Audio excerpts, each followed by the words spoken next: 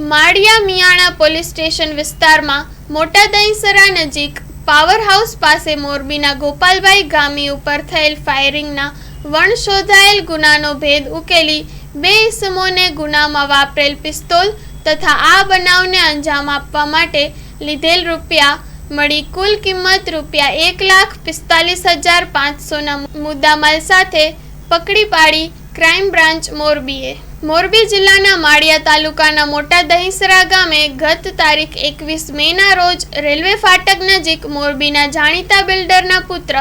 તરુણ હંસરાજભાઈ ગામી ઉપર એક અજાણ્યા ઇસમ ગાડીનો કાચ ખોલાવી ફાયરિંગ કરી ઈજા પહોંચાડી હોવાનો બનાવ નોંધાયો હતો। જો કે આ રહસ્યમય ઘટનામાં માળિયા મિયાણા પોલીસ ઉપરાંત ક્રાઇમ બ્રાન્ચની ટીમે ઝીણવટભરી કાર્યવાહી શરૂ કરી હાઈવે ઉપરના સીસીટીવી ફૂટેજ ચેક કરવાની સાથે જ